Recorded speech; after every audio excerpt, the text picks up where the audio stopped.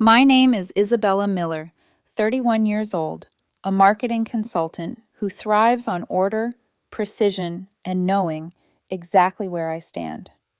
I live in a city that never stops, where ambition hums beneath the streets and skyscrapers scrape the clouds, and yet somehow my own life felt like it was shrinking under Nathan's gaze. Nathan is 34, charming when he wants to be, confident, and, most importantly, utterly controlling. For 5 years, we've shared a life together, or so it seemed. In reality, he curated every corner of it. The clothes I wore, the friends I kept, the very furniture I touched. It was all subject to his judgment. My small pleasures, my hobbies, even my weekend routines were subtly scrutinized and reshaped. And like a careful gardener pruning a rose bush, he made me believe it was for my own good. Take my workshop, a tiny room tucked away in our apartment, cluttered with tools, foam sheets, and delicate models of bridges, cathedrals, and architectural marvels from across the globe. Each piece required hours of painstaking work, patience I had spent years honing. Yet Nathan looked at it, waved dismissively, and said, "These are just toys, Isabella, childish toys." He didn't see the skill, the precision, the art. He only saw something that clashed with the image he wanted for us, the high-powered couple everyone admired on Instagram, attending gallery openings and charity fundraisers. At first, I tried to ignore it.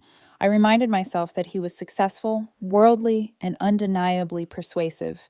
His ex-girlfriend, who occasionally floated back into his orbit, had been similarly enthralled by his charisma. I thought maybe this was love's compromise. A little give here, a little adjustment there, but the control expanded quietly, almost invisibly. The wardrobe became his domain.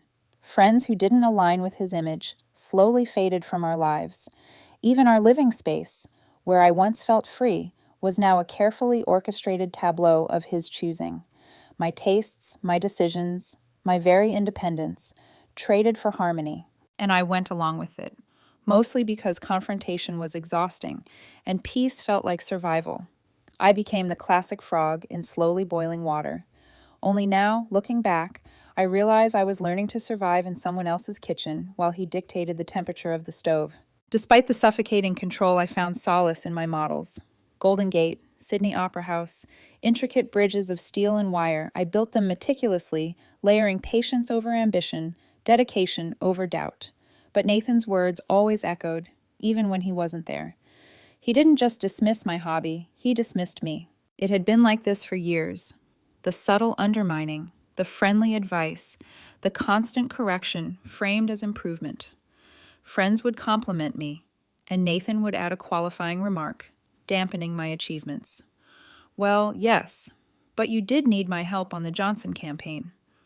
Little victories were always shadowed by his presence, like a sculptor chiseling away at my self-esteem with invisible strikes. The tension simmered quietly, building toward a storm I didn't yet anticipate.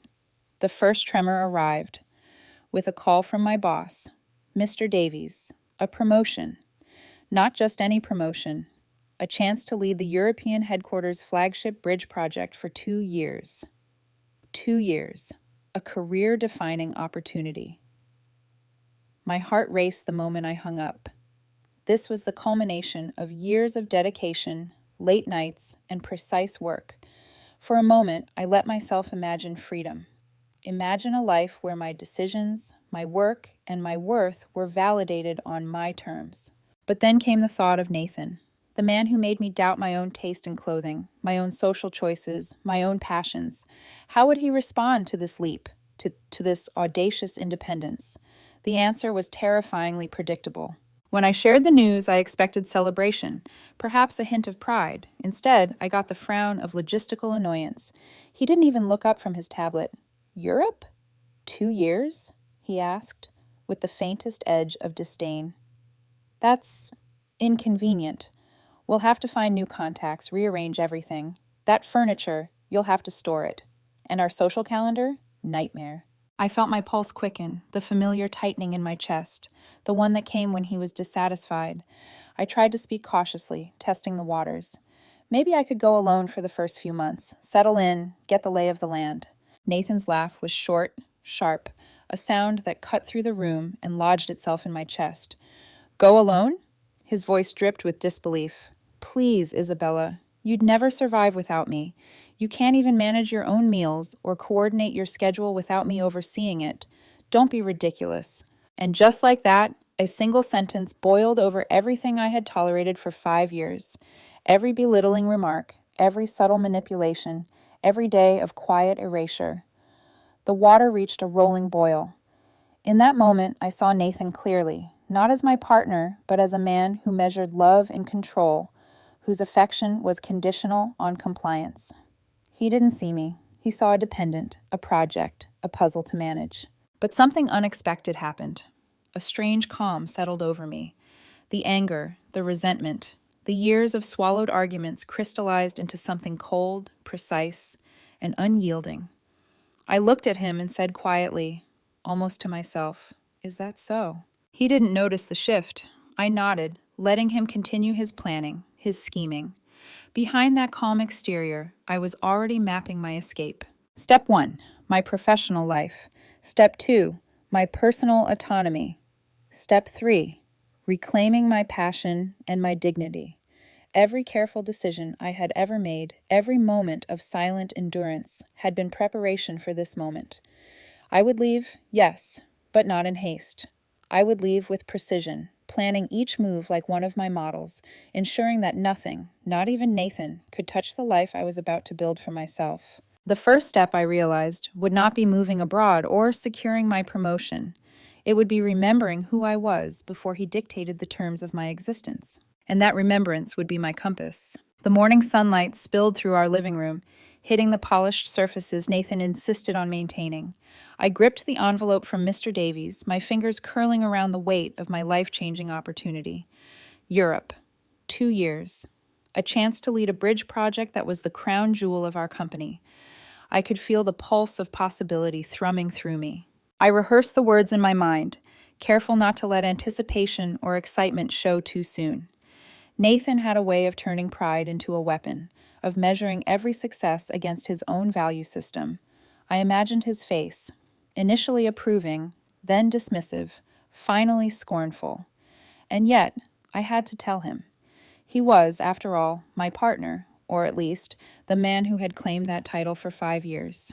Nathan, I began, trying to keep my voice steady, I got the promotion. He looked up from his tablet, eyebrow raised, a faint smirk tugging at the corner of his lips. "Oh?" he said. His tone was neutral, but there was that subtle undercurrent, the judgmental tilt I had grown to dread. "Europe, for 2 years. That's a lot." "A lot of work, yes," I said, "but a tremendous opportunity. It's exactly the kind of project I've been preparing for." Nathan leaned back, tapping the screen absently. Inconvenient. We'll have to move everything, of course. Shipping furniture, adjusting schedules, and our social life. Isabella, you do realize how much of our network is based here? I swallowed, feeling the familiar tightening of my chest. His words were practical, but they weren't support. They were the first steps in constructing the barrier I'd been quietly sensing for months. Every detail he mentioned was a subtle suggestion that I couldn't manage this alone. I took a careful breath. I thought maybe I could start alone, just for the first few months to get the project off the ground. Nathan's laugh stopped me cold, short, sharp, dismissive, a sound I recognized instantly, the laugh that buried my achievements before they could breathe. "Alone?" he said, voice thick with disbelief. "Please, Isabella, you'd never survive without me. You can barely organize your own schedule. You'd be lost in a week. Don't be ridiculous." There it was, the line that erased everything I'd built in his eyes. My skill, my competence, my independence, all rendered irrelevant by a single, scornful declaration. He didn't see a partner. He saw a project, a dependent, a creature that needed constant management. And in that moment, something inside me snapped. Not with rage, but with a quiet, cold clarity. I saw the years of small erasures, of quiet diminishment, of constant oversight. Every choice I'd made had been filtered through his approval or his disapproval, and yet here I was, standing at the precipice of what I had worked for, and he tried to shrink it. "Is that so?" I said, my voice calm, almost detached. He blinked, momentarily thrown. "Excuse me?" I said, "Is that so?" I repeated, letting the words hang in the room. No anger, no pleading, just precision. The shift was subtle, but absolute. Nathan's smirk returned, slightly forced now. "Well, of course. I'm only trying to help. You can't possibly manage this alone." I nodded, letting him believe he still controlled the narrative. Every plan he made, every assumption he clung to, I let him. But beneath the surface, I had begun a quiet, deliberate operation. My life would no longer be contingent on his whims. I would accept the promotion. I would go to Europe. I would reclaim my autonomy. And I would do it with the meticulousness of one of my models. Step 1. Secure a life independent of him. I contacted the company's international relocation department, discreetly explaining that my domestic partnership was ending and that my separation needed to remain confidential. They arranged a furnished corporate apartment for my first 3 months abroad and a travel stipend, with all communication routed through my private work email. Step 2. Disentangle from the shared apartment. I gave formal 60-day notice to my landlord, ensuring that the lease, solely in my name, would end precisely the day before my flight. Then I contracted a new tenant to move in immediately after. The apartment would no longer be mine. Step 3. Possessions. This was delicate. Every personal item, every model painstakingly crafted over years, would be carefully packed and shipped internationally. Nathan's belongings, equally preserved, would be moved to a top-tier storage unit under his name, the first 3 months prepaid. I explained it as preparation for our European move, and he, of course, assumed I was compliant. Even the digital trail was considered. Mail redirection, new phone, new number. Every avenue that might allow him to assert control or track my life was carefully severed.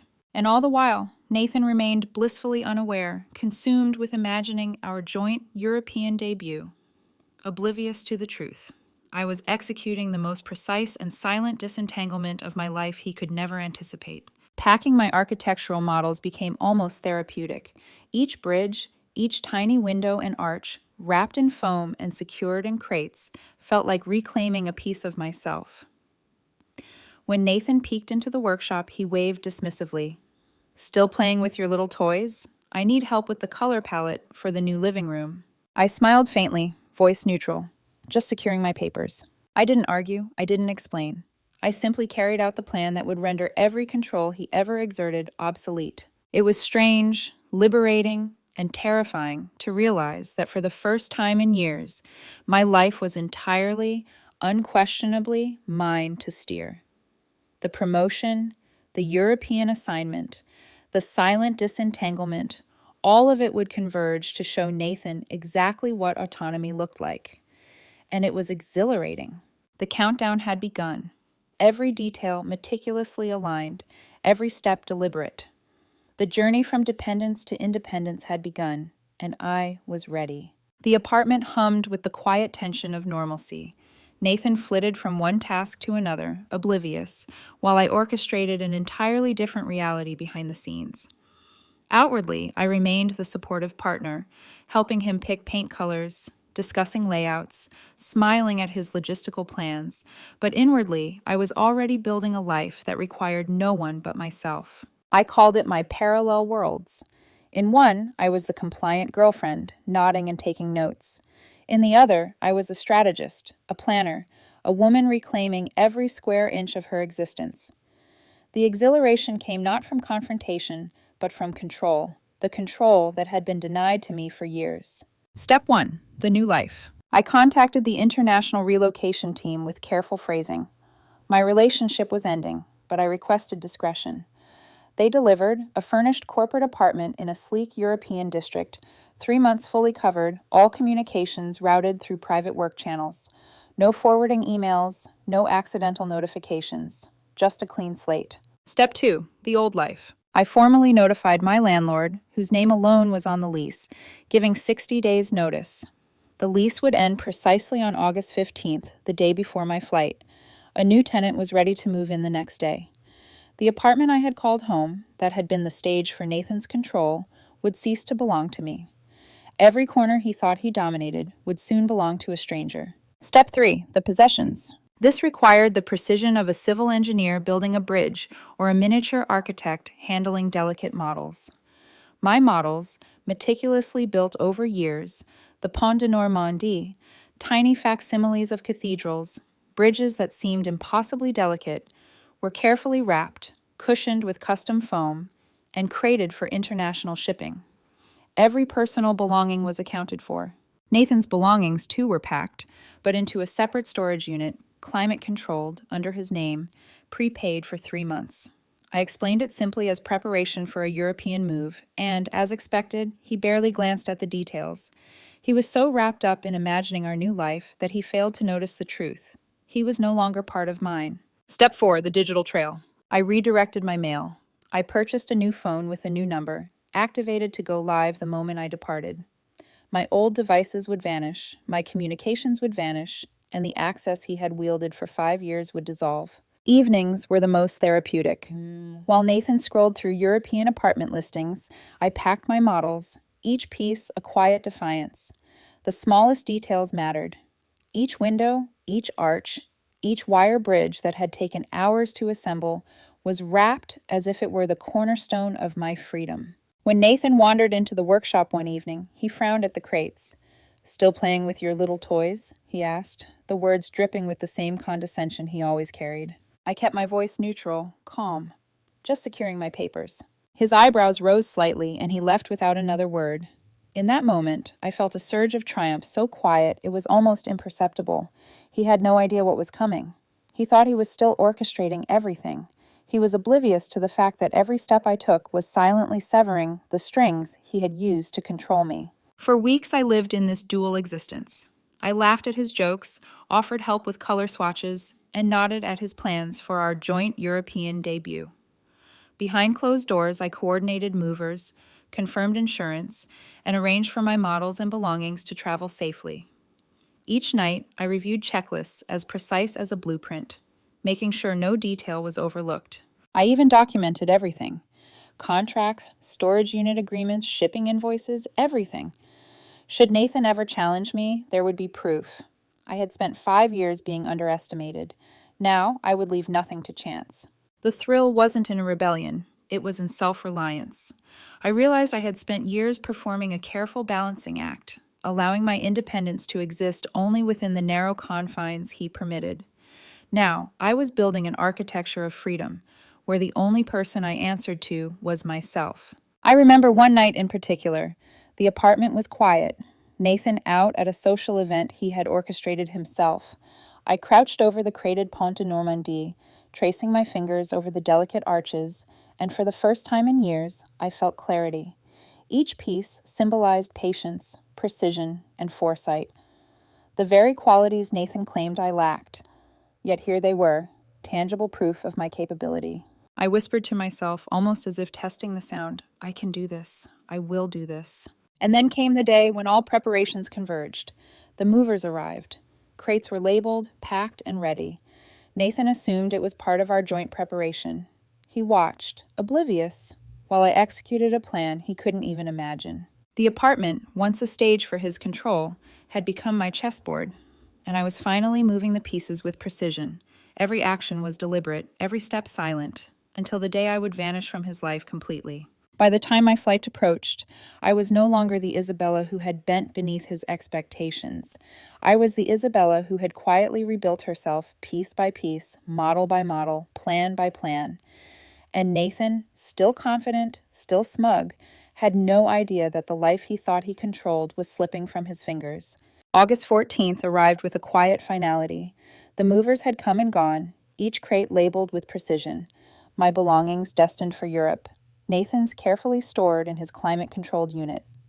The apartment was empty, stripped of my life under his gaze, transformed into a blank canvas he would never reclaim. Nathan, predictably, was distracted by social obligations, hosting a farewell brunch with friends and colleagues. He had given me the illusion of shared plans, of a joint adventure, never suspecting that the adventure he imagined was entirely my own. At 4:00 p.m., I stood alone in the apartment. Silence enveloped the space, a tangible contrast to the storm of control Nathan had imposed for 5 years. I checked my phone one last time, making sure my new European number was active, my email routing in place. Then I sent a single message, a photo of the storage unit key and access information to Nathan's name.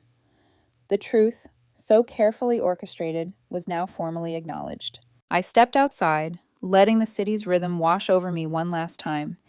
Each step toward the airport was a reclaiming of my autonomy. I didn't feel anger, nor triumph, nor fear, only the calm, resonant hum of self-possession. The plane awaited, a sleek vessel carrying me into the life I had meticulously built for myself. Once aboard, I settled into my seat and exhaled. The city shrank below, the world I had shared with Nathan receding, replaced by the vast horizon of possibility. The freedom wasn't sudden or explosive. It was quiet, deliberate, like the final stroke on a canvas. I could finally breathe in my own life. 3 weeks passed. The European city unfolded before me like a living model, chaotic, beautiful, and entirely mine to explore. My corporate apartment was sleek, modern, and perfectly silent. The project, a massive engineering challenge, pushed me to every limit, but the exhilaration of complete independence outweighed exhaustion. And then the messages began. Not from colleagues, not from friends, but from the remnants of the world I had left behind. Nathan's ex-girlfriend, Qley, first, her voice sharp through the phone. Isabella, you need to fix this. Nathan is on my couch. His life is ruined because of you. He can't even get to his favorite clothes because of what you did. I felt a fleeting pang. Not guilt, but recognition of the absurdity. Hello, Qley, I said evenly. There's nothing to fix. Nathan's possessions are in a secure storage unit. He has the key. His life is his responsibility. Her outrage was immediate. A guest? You can't just hide his things. A guest, I repeated calmly. He isn't married to me. His belongings are secure. He has access. That's it. I realized then the full extent of the control Nathan had tried to wield. Qley sputtered accusations, threats even, but I remained grounded. Years of belittlement and oversight had honed my resolve. I did not argue. I did not flinch. I simply allowed the truth of my careful preparation to speak louder than her fury. Nathan, of course, eventually learned as well. Emails from his end escalated, filled with demands, incredulity, and attempts to reclaim what he thought was rightfully his influence. Yet each step he took collided with the evidence I had meticulously gathered. Contracts, storage agreements, shipping manifests. I had built a life outside his reach, where control was mine alone. The legal machinations, the proxy battles through friends and family, they were minor compared to the quiet triumph of autonomy. Nathan's world, meticulously curated around my supposed dependence, dissolved on the doorstep of a stranger, the new tenant I had arranged months in advance. The moment he arrived, bewildered, at the apartment he assumed we would inhabit together, he faced the truth. The life he had constructed around me no longer existed. And for me, my models were unpacked in my new apartment, displayed proudly on custom shelves. Each delicate structure, each bridge painstakingly built, became a testament to the precision, patience, and foresight I had applied not only to my craft, but to my life. I was, for the first time in years, entirely the architect of my own existence. Nathan had told me I could not survive without him. So I built a life where I had no choice but to survive, and in doing so, I discovered that I could thrive. I had transformed the years of quiet control into a foundation for radical self-reliance. Every moment of diminished confidence, every dismissive remark, every belittled hobby became fuel for the life I had meticulously engineered. I did not hate him. I felt only a distant pity. A man trapped in the illusion of control, believing that managing another's life was mastery of his own. But control, I had learned, was an illusion. Independence was real, freedom was tangible, and I had claimed it for myself, irrevocably. The plane had taken me across continents, but more than that, it had carried me beyond the reach of years of subtle domination. My life, my choices, my passion, finally, entirely mine. 6 months had passed since I stepped off that plane, leaving Nathan and the apartment behind. The initial turbulence of relocation had given way to a rhythm that was entirely mine. My corporate apartment, once temporary, now felt permanent. every surface, every corner a reflection of my choices, my tastes, my life. Work consumed me, but it was a different kind of pressure. Here, I was challenged, respected, and accountable only to my skill and judgment. The bridge project was more complex than I had anticipated, pushing every limit of my knowledge, yet every problem solved reinforced the quiet truth. I could thrive without him. Even my personal life flourished. I found a local community of hobbyists who shared my obsession with architectural models. For the first time, my dusty little toys were appreciated for what they were: precise, delicate, and demanding of skill. Each model became a symbol, not only of my craft, but of my autonomy. The legal aftermath unfolded slowly. Nathan, or rather his proxies, attempted to frame my departure as abandonment. He hired a lawyer and issued demands, palimony, emotional compensation, even claims on my models. The irony wasn't lost on me. The very hobby he had ridiculed as childish was now part of his attempted leverage. I never responded personally. My company's legal department, experts in international employment, handled every claim with calm efficiency. They produced the facts. I was not married. All assets were mine alone. His possessions were in a secure storage unit under his name. The move had been fully documented and planned before any departure. A week later, the legal threat evaporated into a single sentence. Nathan withdrew all claims. My careful preparation, my attention to detail, had made his threats meaningless. I heard the aftermath through my sister Maya. Nathan had to pay his lawyer, cover the ongoing fees for the storage unit, and eventually relocate his belongings into his parents' suburban garage. His carefully curated world, dependent on my supposed helplessness, crumbled. And he blamed me, of course, with zero self-awareness of the control he had wielded or the choices he had ignored. For me, the real triumph was subtler. I had taken his words, "You'd never survive without me," and built an entire life to prove him wrong. Independence, competence, resilience, all cultivated in silence while he imagined he was still in command. The apartment now displayed my models proudly: Pont de Normandie, miniature cathedrals, bridges whose every detail spoke of patience and precision. I was starting my most ambitious piece yet, a model so intricate it would take months. It was a testament not only to skill, but to the quiet engineering of my own life. And emotionally, I was whole for the first time in years. Nathan had never understood that true control isn't about managing someone else. It's about mastering oneself. I had been underestimated, belittled, and constrained. And yet, by leaving, I didn't destroy his world. I simply removed myself from it. He lost a project he never fully appreciated, and I reclaimed a life I had almost forgotten I was capable of. I didn't hate him. I felt pity, distant and unflinching. His greatest illusion was that he had built me, when in truth he had only highlighted the gaps in my freedom. I filled them, not with revenge, but with creation, precision, and autonomy. 6 months in, I was thriving. Professionally, personally, emotionally. Each sphere reflected the truth I had uncovered. Survival was only the beginning. Thriving was the reward. And as I traced the arches of my latest bridge model, I whispered to myself, "I can do this. I always could." The woman who had bent under control, who had doubted her own strength, was gone. In her place stood a woman who had quietly, deliberately, and irrevocably claimed her own life. And in that life, finally, I was free.